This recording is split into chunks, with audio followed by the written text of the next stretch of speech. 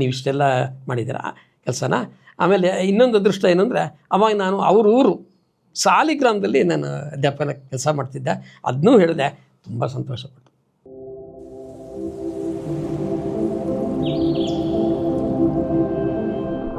ಈಗಲೂ ನೀವು ಫಿಲಮ್ ಅಂದರೆ ಈಗಿನ ನೋಡ್ತೀನಿ ಮೇಡಮ್, ನೋಡ್ತೀನಿ.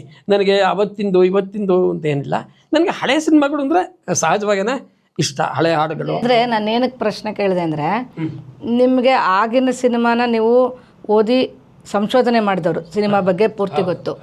ಈಗ ಬದಲಾಗ್ತಿರೋ ಸಿನಿಮಾ ಸಂಸ್ಕೃತಿ ಬಗ್ಗೆ ಏನು ಹೇಳಿ? ಮೇಡಮ್, ಅದು ಕಾಲಾಯ ತಸ್ಮೈ ನಮಃ ಅಂತ ಕಾಲಕ್ಕೆ ತಕ್ಕ ಈಗ ನಮ್ಮ ಇಡೀ ಕನ್ನಡ ಸಾಹಿತ್ಯದ ಪರಂಪರೆ ಅಂತ ತಗೊಳ್ಳಿ, ಕನ್ನಡ ರಂಗಭೂಮಿ ಸಿನಿಮಾ ಪರಂಪರೆ ತಗೊಳ್ಳಿ, ಎಲ್ಲ ಕಡೆಯೂ ಪರಿವರ್ತನೆ ಬದಲಾವಣೆಗಳು ಸಹಜವಾಗಿ ಆಗುತ್ತೆ, ಅದಾಗಲೇಬೇಕು. ಮತ್ತು ಇವತ್ತು ಒಂದು ತಂತ್ರಜ್ಞಾನದಲ್ಲಿ ತುಂಬ ಮುಂದಿದೆ, ತುಂಬ ಒಳ್ಳೊಳ್ಳೆ ಸಿನಿಮಾಗಳು ಬರ್ತಾ ಇದೆ.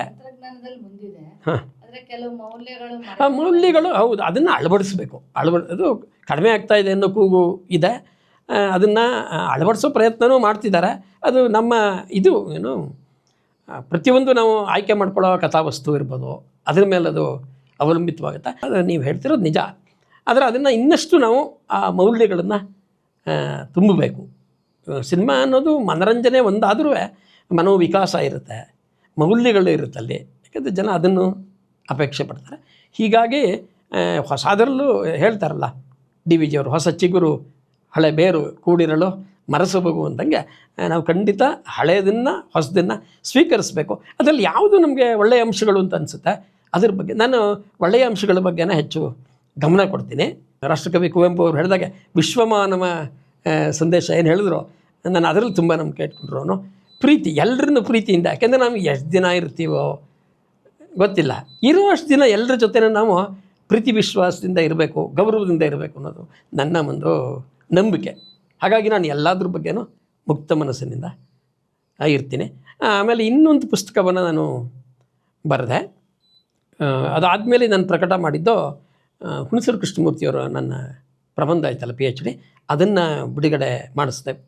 ಅದಕ್ಕೆ ತುಂಬ ಸಹಾಯವನ್ನು ಮಾಡಿದವರು ಆ ಪುಸ್ತಕ ಪ್ರಕಾಶನಕ್ಕೆ US ಮಹೇಶ್ ಅಂತ ಇದ್ದಾರೆ ಮೈಸೂರಲ್ಲಿ, ಪ್ರಗತಿ ಪ್ರಕಾಶನ, ರೂಪ ಪ್ರಕಾಶನ ಎಲ್ಲ ಇದೆ, ಅವರು ಇದ್ದಾರಲ್ಲ, ಅವರು ನನಗೆ ಆತ್ಮೀಯರು. ಅವ್ರನ್ನ ಪರಿಚಯಿಸಿದವರು ನನ್ನ ಸಹೋದ್ಯೋಗಿ ಡಾಕ್ಟರ್ ಚಿಕ್ಕಮಗಳೂರು ಗಣೇಶ್ ಅಂತ, ತುಂಬ ಒಳ್ಳೆಯ ಅಧ್ಯಾಪಕರು ಮತ್ತು ಶ್ರೇಷ್ಠ ಸಾಹಿತಿ ಕೂಡ. ಅವರು ನನಗೆ ಸಹಾಯ ಮಾಡಿದ್ರು.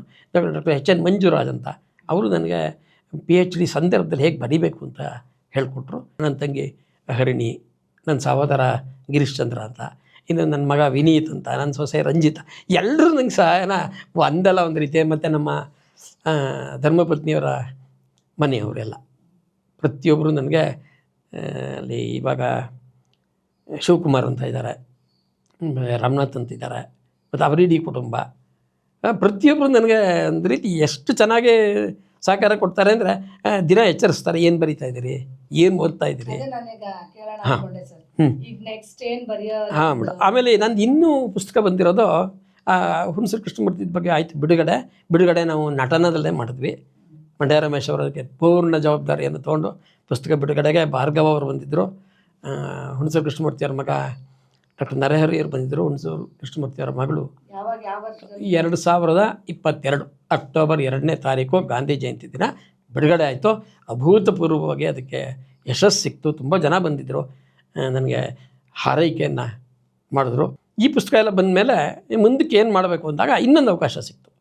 ಕರ್ನಾಟಕ ಚಲನಚಿತ್ರ ಅಕಾಡೆಮಿಯವರು ಒಂದು 3-4 ಪುಸ್ತಕ ತರಬೇಕು ಅಂತ ಯೋಚನೆ ಮಾಡಿದಾಗ, ಅದರಲ್ಲಿ ನನಗೆ ಕನ್ನಡ ಸಿನಿಮಾ ಪೌರಾಣಿಕ ವೈಭವ ಅಂತ ಒಂದು ಇದನ್ನು ಕೊಟ್ಟರು.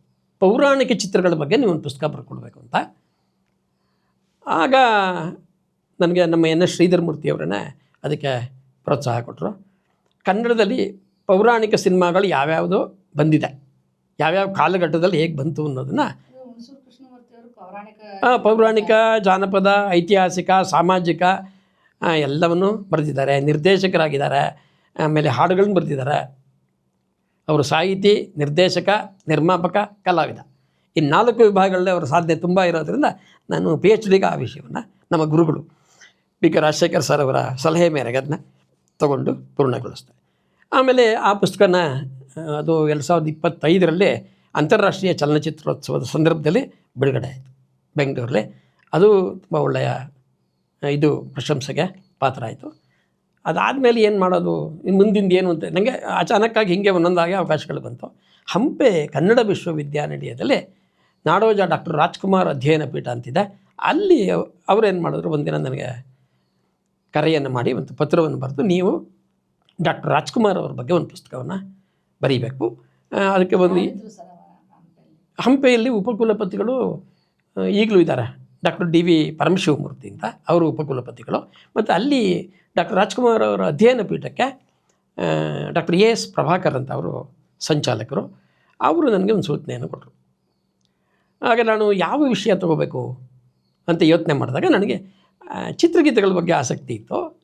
ಆ ಚಿತ್ರಗೀತೆಗಳ ಬಗ್ಗೆ ಆಸಕ್ತಿ ನಂಗೆ ಮುಂಚೆಯಿಂದಲೂ ಇತ್ತು. ಅದಕ್ಕೊಂದು ಅವಕಾಶ ನನಗೆ ಸಿಕ್ಕಿದ್ದು ಈ ಹುಣಸೂರು ಕೃಷ್ಣಮೂರ್ತಿಗಳಿಂದನೇ, ಆ ಪುಸ್ತಕದಿಂದನೇ. ನೀನು ಅದಕ್ಕಿಂತ ಹಿಂದೆ ಒಂದು ಹೋಗಬೇಕು, ನಾನು ವಿಚಾರ ಹೇಳೋದು ಮರ್ತೆ ನಿಮಗೆ. ನನ್ನ PhD ಮುಗಿದ ಸಂದರ್ಭದಲ್ಲಿ ಬೆಂಗಳೂರು ದೂರದರ್ಶನದಲ್ಲಿ ಒಂದು ಅವಕಾಶ ಬಂತು. ಅಲ್ಲಿ ಮಧುರ ಮಧುರವಿ ಮಂಜುಳಗಾನ ಅಂತ ಒಂದು ಕಾರ್ಯಕ್ರಮ ತುಂಬ ಜನಪ್ರಿಯವಾಗಿತ್ತು.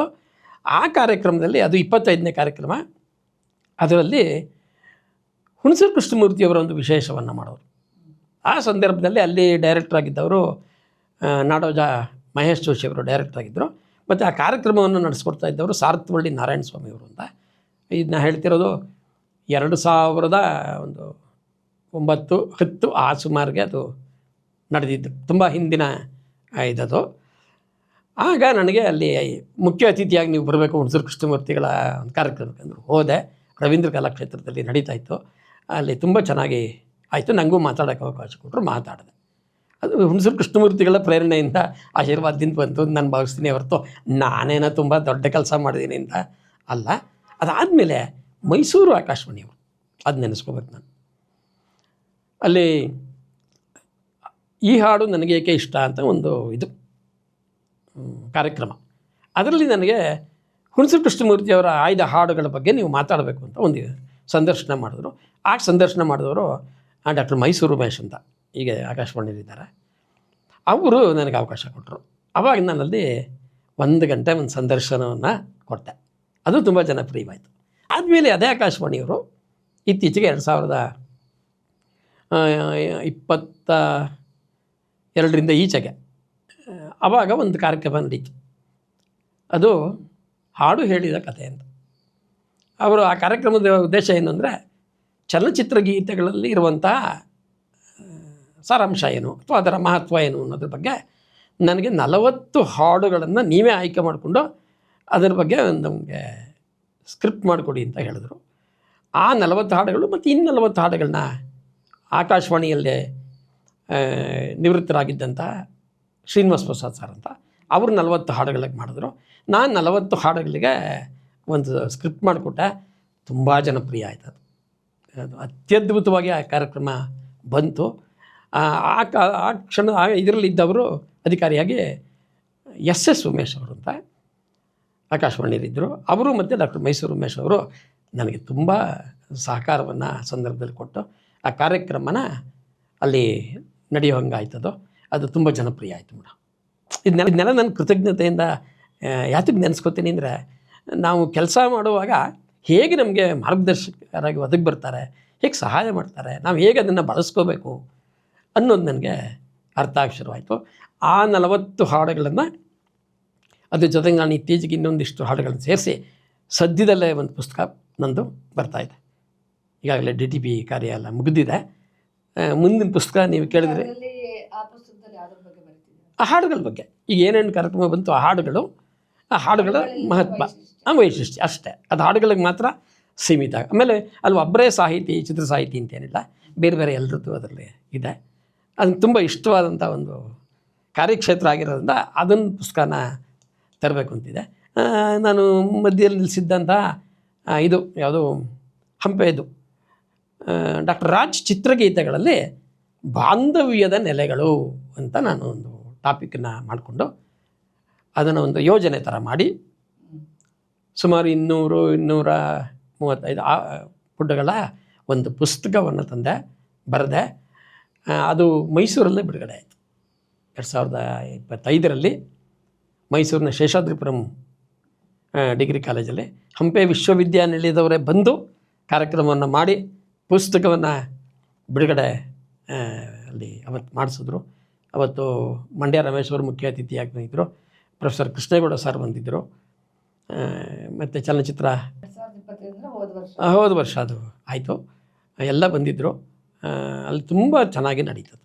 ಉಪಕುಲಪತಿಗಳು, ಕುಲಸಚಿವರು, ಆಮೇಲೆ ಅಧ್ಯಯನ ಪೀಠದ ನಿರ್ದೇಶಕರು ಪ್ರತಿಯೊಬ್ಬರು ಬಂದಿದ್ದರು. ಅದೊಂದು ಭಾಳ ನನಗೆ ಖುಷಿ ಕೊಟ್ಟಂತಹ, ಯಾಕೆಂದರೆ ನಾನು ಮುಂಚೆನೇ ಹೇಳಿದ್ದೆ, ನನಗೆ ಅಣ್ಣವರು ಡಾಕ್ಟರ್ ರಾಜ್ ಸರ್ ಅಂದರೆ ತುಂಬ ಇಷ್ಟ ಅಂತ. ಅವ್ರ ಬಗ್ಗೆ ಪುಸ್ತಕ ಬರೆಯೋದು ಅಂದರೆ ಅದೊಂದು ನನ್ನ ಜೀವನದ ಅದೃಷ್ಟದ ಗಳಿಗೆಗಳಲ್ಲಿ ಒಂದು. ನಾನು ಇಷ್ಟು ಕೆಲಸ ಮಾಡಿರೋದು ಅದು ಎಲ್ಲವೂ ಯಾಕೆಂದರೆ ಅವರು ಇವತ್ತಿಗೂ ಕೂಡ ಅವ್ರ ಸಿನಿಮಾಗಳನ್ನ ನೋಡ್ತೀನಿ. ಎಲ್ಲ ಕನ್ನಡ ಪ್ರತಿ ಸಿನಿಮಾನೂ ನೋಡ್ತೀನಿ. ಯೂಟ್ಯೂಬಲ್ಲಿ ಹಳೆಯ ಸಿನಿಮಾಗಳನ್ನು ನೋಡ್ತೀನಿ. ಮೊನ್ನೆ ನಂಜನಗೂಡಲ್ಲಿ ಈ 5ನೇ ತಾರೀಕು ಜುಲೈ 5 ತ್ರಿವೇಣಿಯವರ ಸಾಹಿತ್ಯದ ಬಗ್ಗೆ ಮಾತಾಡಿ ಅಂತ ಕರೆದಿದ್ದರು. ಅಲ್ಲಿ ಹೋಗಿದ್ದೆ. ಅಲ್ಲಿ ತ್ರಿವೇಣಿಯವರ ಮಗಳನ್ನ ಭೇಟಿಯಾದ. ಇವೆಲ್ಲ ಒಂದು ಅವಕಾಶಗಳು. ಆಮೇಲೆ ತ್ರಿವೇಣಿಯವರ ಕಾದಂಬರಿ ಓದದೇ ಇರೋರು ಯಾರಿಲ್ಲ, ಕಥೆಗಳನ್ನು ಓದದೇ ಇರೋರು ಯಾರೂ ಇಲ್ಲ. ನನಗೆ ತುಂಬ ಇಷ್ಟ ಅವೆಲ್ಲ. ಹಾಗಾಗಿ ನಾನು ಸಣ್ಣ ಕಥೆಗಳನ್ನು ಕುರಿತ ಹಾಗೆ ಕೆಲವು ಮಾತುಗಳನ್ನ ಆಡಿದೆ. ಇನ್ನೂ ಬರೀಬೇಕು ನನಗೆ ಈ ಕ್ಷೇತ್ರದಲ್ಲಿ ಅಂತ ಆಸೆ ಇದೆ. ಈಗ ಇಲ್ಲಿ ನಮ್ಮ ವೀಕ್ಷಕರಿಗೆ ಅಥವಾ ಒಟ್ಟಾರೆಯಾಗಿ ಸಮಾಜಕ್ಕೆ ನಿಮ್ಮದೊಂದು ಸಲಹೆ ಸಂದೇಶ? ಮೇಡಮ್, ಸಲಹೆ ಕೊಡುವಷ್ಟು ದೊಡ್ಡವನಲ್ಲ, ಸಂದೇಶ ಅಂತಲ್ಲ, ನನ್ನ ಅಭಿಪ್ರಾಯ ಅಂತ ಹೇಳ್ತೀನಿ. ಯಾಕೆಂದರೆ ಸಲಹೆ ಸಂದೇಶ ಅನ್ನೋದು ತುಂಬ ತುಂಬ ದೊಡ್ಡ ಇದ್ದದು. ನಾನಿನ್ನೂ ಆ ಮಟ್ಟದ ವ್ಯಕ್ತಿಯಲ್ಲ. ನನಗೆ ಹೇಳೋದು ಎಲ್ರಿಗೂ ಅಷ್ಟೇ, ನಾವೆಲ್ಲ ನಮ್ಮ ವೃತ್ತಿಯ ಜೊತೆಗೆ ಬಹಳ ಮುಖ್ಯವಾಗಿ ಒಂದು ಪ್ರವೃತ್ತಿ ಹವ್ಯಾಸವನ್ನು ಬೆಳೆಸ್ಕೋಬೇಕು.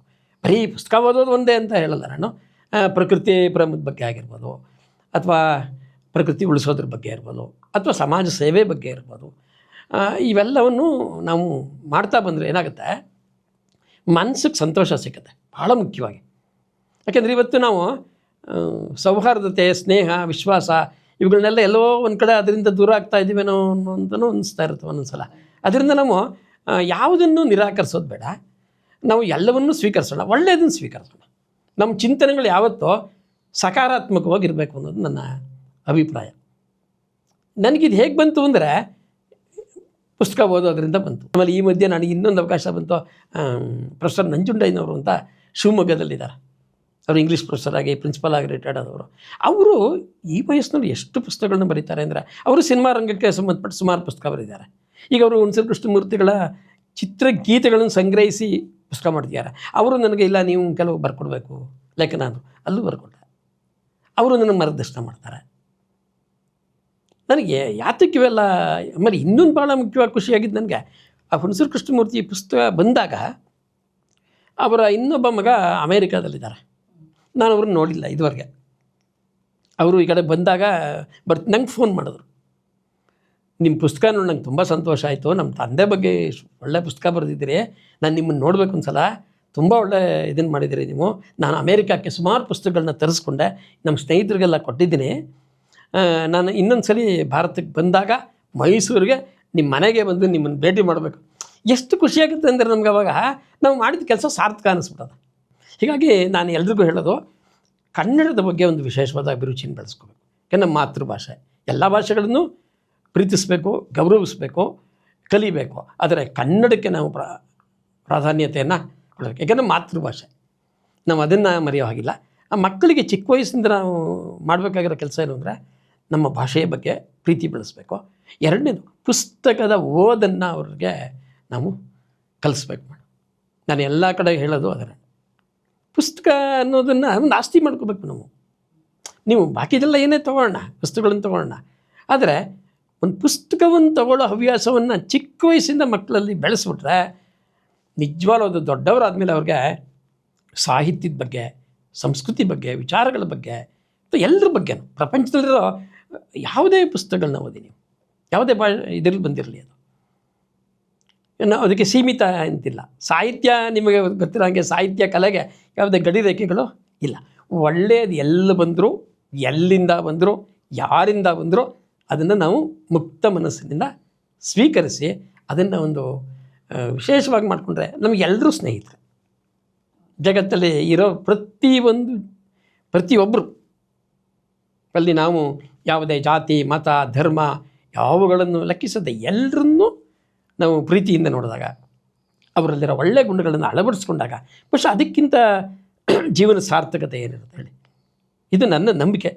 ಹಾಗಾಗಿ ನನಗೆ ತುಂಬ ಎಲ್ಲರೂ ಸ್ನೇಹಿತರು, ಜಗವೆಲ್ಲ ನೆಂಟರು ಅಂದಂಗೆ ನಾನು ಆ ಥರ ಭಾವನೆ ಇಟ್ಕೊಂಡು ಬಂದವನು. ಹಾಗೆ ಎಲ್ಲರೂ ಬೆಳೆಸಿದ್ದಾರೆ ನನ್ನ ಎಲ್ಲ ಪ್ರತಿಯೊಂದು ಇದ್ರೂ ಕೂಡ ನನ್ನ ಸಹೋದ್ಯೋಗಿಗಳು. ನಾನು ಕೆಲಸ ಮಾಡಿದಂತಹ ಕಾಲೇಜುಗಳು ಪಿರಿಯಾಪಟ್ಟಣ ಆಗಿರ್ಬೋದು, ಅಳಿಯಾಳ ಆಗಿರ್ಬೋದು, ಕೆ ಆರ್ ನಗರ ಆಗಿರ್ಬೋದು, ಸಾಲಿಗ್ರಾಮ್ ಆಗಿರ್ಬೋದು, ಎಲ್ಲ ಕಾಲೇಜುಗಳಲ್ಲಿ ಇರುವಂತಹ ಪ್ರಾಂಶುಪಾಲರು, ಸಹೋದ್ಯೋಗಿಗಳು, ವಿದ್ಯಾರ್ಥಿಗಳು ನನಗೆ ತುಂಬ ಪ್ರೀತಿಯಿಂದ ಇವತ್ತು ನಾನು ರಿಟೈರ್ಡ್ ಆಗಿದ್ದೀನಿ ಅಂತ ಅನ್ಸಲ್ಲ. ನನಗೆ ದಿನಕ್ಕೆ ಸುಮಾರು ಫೋನ್ ಬರ್ತಾ ಇರುತ್ತೆ. ನನ್ನ ಸಹೋದ್ಯೋಗಿಗಳಿಂದ ಬರ್ತಿರುತ್ತೆ, ವಿದ್ಯಾರ್ಥಿಗಳಿಂದ ಬರ್ತಿರುತ್ತೆ. ವಿದ್ಯಾರ್ಥಿಗಳು ಏನಾರು ಕೇಳ್ತಾರೆ, ಸರ್ ನಾವು PhD ಮಾಡ್ತಾಯಿದ್ದೀವಿ, ಯಾವ್ದಾದ್ರು ಪುಸ್ತಕ ಕೊಡಿ, ಹಾಗೆ ಹೀಗೆ ಅಂತೆಲ್ಲ. ಹೀಗಾಗಿ ನಾನು ಅವ್ರಿಗೆ ಸಲಹೆ ತೊಗೋತೀನಿ. ಸಲಹೆ ಕೊಡ್ತೀನಿ ಅನ್ನೋಕ್ಕಿಂತ ಅವರಿಂದ ಕಲ್ತ್ಕೋತೀನಿ. ಅಂಥ ಒಳ್ಳೊಳ್ಳೆ ಪುಸ್ತಕಗಳು ನನ್ನ ಹತ್ರ ಇದೆ. ಅದರಿಂದ ನಾನು ಸ್ವಲ್ಪ ಬೆಳೆಯೋದಕ್ಕೆ ಪ್ರಯತ್ನ ಮಾಡ್ತಾ ಇರುವಂತಹ ಒಬ್ಬ ಸಾಹಿತ್ಯದ ವಿದ್ಯಾರ್ಥಿ. ತುಂಬ ಥ್ಯಾಂಕ್ಸ್ ಸರ್, ಚೆನ್ನಾಗಿ ಮಾತಾಡಿದ್ರಿ. ನಮ್ಮ ವೀಕ್ಷಕರಿಗೆ ನೀವು ಹೇಳಿರುವಂಥ ಎಷ್ಟೋ ವಿಷಯಗಳು ಅಂದರೆ ಅವ್ರಿಗೂ ಅಳವಡಿಸ್ಕೊಳ್ಬೇಕು ಅನಿಸುತ್ತೆ. ನೀವು ನನಗಿಂತ ಕಿರಿಯರ್ ಇಲ್ಲ, ನಾನೇ ಕಿರಿಯ ಅನ್ನೋ ರೀತಿ ಹೇಳಿದ್ರಲ್ಲ, ಆ ವಿನೀತ ಭಾವ ಅದು ನಿಮ್ಮ ವಿದ್ಯೆಯ ಇದನ್ನು ತೋರಿಸುತ್ತೆ. ನೀವು ಇನ್ನಷ್ಟು ಕೆಲಸ ಮಾಡಿ ಸರ್ ನೀವು ಅಂತ ನೀವು ಹೇಳ್ದಂಗೆ ನನಗೆ ಖಂಡಿತ ಅನಿಸುತ್ತೆ. ಯಾಕೆಂದರೆ ನೀವು ತುಂಬ ಒಳ್ಳೆಯ ಕೆಲಸವನ್ನು ಮಾಡಿದಿರಿ, ಸಾಹಿತ್ಯ ಮತ್ತು ಸಂಸ್ಕೃತಿಯ ಬಗ್ಗೆ ಪ್ರೀತಿ ಇಟ್ಕೊಂಡಿದ್ದೀರಿ. ನೀವು ನಮಗೆ ಈ ಕರೆದು ಸಂದರ್ಶನ ಮಾಡಿರೋ ಉದ್ದೇಶ ನಾನೇನೋ ತುಂಬ ದೊಡ್ಡ ಕೆಲಸ ಮಾಡಿದ್ದೀನಿ ಅಂತ ಖಂಡಿತ ಅಲ್ಲ. ಅದು ಮಾಡುವಿಲ್ಲ ಅನ್ನೋದು ನನಗೆ ಗೊತ್ತು. ಮಾಡೋದಕ್ಕೊಂದು ಪ್ರೇರಣೆ ಸಿಕ್ತು. ಅದನ್ನು ನಾನು ಯಾವತ್ತೂ ಯಾವ ಕಾರಣಕ್ಕೂ ನಾನು ಮರೆಯೋದಿಲ್ಲ. ನನ್ನ ಇಡೀ ಕುಟುಂಬ ವರ್ಗ ಈ ಇದರಲ್ಲಿ ತುಂಬ ಸಹಾಯವನ್ನು ಮಾಡಿದೆ. ಮತ್ತು ನನ್ನ ಧರ್ಮಪತ್ನಿ ಮತ್ತೆ ನೆನೆಸ್ಕೊಳ್ತೀನಿ, ರಾಜೇಶ್ವರಿ, ಅವರು ಒಂದು ರೀತಿ ವಿಮರ್ಶಕಿ. ನಾನು ಏನು ಬರೆದ್ರು ಇದು ತಪ್ಪು ಇದು ಸರಿ ಅಂತ ಹೇಳ್ತಾರೆ, ತಿದ್ದುತ್ತಾರೆ ಸ್ಕ್ರಿಪ್ಟ್ಗಳನ್ನ, ಆ ಕೆಲಸ ಮಾಡ್ತಾರೆ. ಮುಖ್ಯವಾದ ವಿಷಯ ನಾನು ಹೇಳಬೇಕಾಗಿತ್ತು. MA ಓದುವಾಗ ನನಗೊಂದು ತಿರುವು ಸಿಕ್ತು ಅಲ್ಲೇ. ನಂದು ಶಾಸನ ವಿಶೇಷವಾದ ಪತ್ರಿಕೆ, ಮತ್ತು ಆ ವರ್ಷದಲ್ಲಿ ಕನ್ನಡ ಚಾರಿತ್ರಿಕ ವಿಚಾರದ ಬಗ್ಗೆ ಒಂದು ಪತ್ರಿಕೆ ಇತ್ತು MAಯಲ್ಲಿ. ಆ MA ಚಾರಿತ್ರಿಕ ಅಧ್ಯಯನದಲ್ಲಿ ಕರ್ನಾಟಕ ಚರಿತ್ರೆ ಮತ್ತು ಸಂಸ್ಕೃತಿ ಅಧ್ಯಯನ ಅಂತಲ್ಲಿ ಅಲ್ಲಿ ಡಾಕ್ಟರ್ ರಾಜ್ಕುಮಾರ್ ಅವರ ಹೆಸರಲ್ಲಿ ಒಂದು ಚಿನ್ನದ ಪದಕವನ್ನು ಇಟ್ಟಿದ್ದರು. ನನಗೆ ಓದೋದಕ್ಕೆ ಇನ್ನೊಂದು ಪ್ರೇರಣೆ ಏನು ಅಂದರೆ, ಡಾಕ್ಟರ್ ರಾಜ್ಕುಮಾರ್ ಅವ್ರ ಹೆಸರಿತ್ತಲ್ಲ, ನಾನು ಏನಾರು ಮಾಡಿ ಆ ಪತ್ರಿಕೆಯಲ್ಲಿ ಚೆನ್ನಾಗಿ ಮಾರ್ಕ್ಸ್ ತೊಗೊಂಡು ಹೈಯೆಸ್ಟ್ ಮಾರ್ಕ್ಸ್ ಬಂದವ್ರಿಗೆ ಅದನ್ನು ಇಲ್ಲ, ಕನ್ನಡ ಸಾಂಸ್ಕೃತಿಕ ಚರಿತ್ರೆ ಅಂತ ಒಂದು ಪೇಪರ್, ಅದರಲ್ಲಿ ಡಾಕ್ಟರ್ ರಾಜ್ಕುಮಾರ್ ಸನ್ಮಾನ ಸಮಿತಿಯವರು ಆ ಚಿನ್ನದ ಪದಕನ ಇಟ್ಟಿದ್ದರು. ನನಗೆ ಏನಾರು ಮಾಡಿ ಆ ಚಿನ್ನದ ಪದಕ ತೊಗೋಬೇಕಲ್ಲ ಅಂತ ಒಂದು ಆಸೆ ಆಯಿತು. ನನಗೆ ಮೊದಲೇ ಡಾಕ್ಟರ್ ರಾಜ್ಕುಮಾರ್ ಸರ್ ಅಂದರೆ ಇಷ್ಟ, ಮೇಲಾಗಿ ಅವ್ರ ಹೆಸರು ಚಿನ್ನದ ಪದಕ ಇದೆ, ತೊಗೋಬೇಕು ಅಂತ ಚೆನ್ನಾಗಿ ಓದಿದ ಮೇಲೆ ಅದೃಷ್ಟವಶಾತ್ ಮತ್ತು ಅವರ ಆಶೀರ್ವಾದದಿಂದ, ನಾನು ಡಾಕ್ಟರ್ ರಾಜ್ಕುಮಾರ್ ಅವರ ಆಶೀರ್ವಾದದಿಂದ ಬಂತು ಅಂತಲೇ ಅಂದ್ಕೊಂಡಿದ್ದೀನಿ. ಮತ್ತು ನಮ್ಮ ಗುರು ಹಿರಿಯರ ಮಾರ್ಗದರ್ಶನದಿಂದ, ತಂದೆ ತಾಯಿಗಳ ಆಶೀರ್ವಾದದಿಂದ ನನಗೆ ಆ ವರ್ಷ ಆ ಪತ್ರಿಕೆಗೆ ಚಿನ್ನದ ಪದಕ ಬಂತು. ನನಗದು ಅದು ಧನ್ಯವಾದಗಳು ಮೇಡಮ್. ಇವತ್ತಿಗೂ ಕೂಡ ನನಗೆ ಅದೊಂದು ಹೆಗಲಿತ ಹೋಗೋದೇ ಜೀವನದ ಉದ್ದೇಶ ಅಂತ ನನ್ನ ನಂಬಿಕೆ. ಈ ಅವಕಾಶವನ್ನು ಮಾಡಿಕೊಟ್ಟಿದ್ದಕ್ಕೆ ಅಮೋಘಂ ಚಾನಲ್, ಈ ಹೆಸರು ತುಂಬ ಚೆನ್ನಾಗಿದೆ, ಅಮೋಘವಾಗಿ ಇದೆ ಈ ಚಾನಲ್ಲು. ನಿಮಗೆ ವಿಶೇಷವಾಗಿ ನಾನು ಈ ಸಂದರ್ಭದಲ್ಲಿ ಗೌರವಪೂರ್ವಕ ಧನ್ಯವಾದಗಳನ್ನು ಅರ್ಪಿಸೋದಕ್ಕೆ ಇಷ್ಟಪಡ್ತೀನಿ. ಜೊತೆಗೆ ನಿಮ್ಮ ಸ್ನೇಹಿತರು, ಟೀಮು, ಅವರು ಇದಕ್ಕೆ ಸಹಕರಿಸಿದ್ದಾರೆ. ನಾನು ಅವ್ರಿಗೂ ಕೂಡ ವಿಶೇಷವಾದಂಥ ಒಂದು ಧನ್ಯವಾದಗಳನ್ನು ಅರ್ಪಿಸ್ತೀನಿ. ದಯವಿಟ್ಟು ನಿಮ್ಮ ಚಾನಲ್ ಇನ್ನಷ್ಟು ಎತ್ತರಕ್ಕೆ ಬೆಳೀತಾ ಇದೆ, ನೋಡ್ತಾರೆ ಜನ, ಸಹಕರಿಸ್ತಾರೆ, ಸಲಹೆ ಕೊಡ್ತಾರೆ. ಹೀಗಾಗಿ ನಾವು ಪರಸ್ಪರ ಕಲಿಯೋಣ, ಕಲಿಸೋಣ, ಇದು ನನ್ನ ಉದ್ದೇಶ. ಇದಕ್ಕಾಗಿ ನಾನು ಧನ್ಯವಾದ ಹೇಳ್ತೀನಿ. ಎಲ್ರಿಗೂ ನನ್ನ ನಮಸ್ಕಾರ. ಇಲ್ಲಿಯವರೆಗೆ ಅವರ ನಿರರ್ಗಳ ಮಾತುಕತೆಯಲ್ಲಿ ಕನ್ನಡದ ಪ್ರೀತಿಯನ್ನು ತೋರಿಸಿ ಅವರು ಮಾಡಿರುವ ಅಪಾರ ಸಾಧನೆಯನ್ನು ಏನು ಸಾಧನೆ ಮಾಡಿಲ್ಲ ಅಂತ ಹೇಳಿದ್ರಲ್ಲ, ಆ ವಿನೀತ ಭಾವನೆಯನ್ನು ನಾವು ಅಳವಡಿಸ್ಕೊಳ್ಳೋಣ. ಮತ್ತು ಇಷ್ಟು ಸಮಯವನ್ನು ನಮಗಾಗಿ ಕೊಟ್ಟ ಡಾಕ್ಟರ್ ಸತೀಶ್ ಚಂದ್ರ ಅವರಿಗೆ ನಿಮ್ಮ ಪರವಾಗಿ ನನ್ನ ಪರವಾಗಿ ಧನ್ಯವಾದಗಳನ್ನ ಅರ್ಪಿಸ್ತೀನಿ. ಧನ್ಯವಾದಗಳು.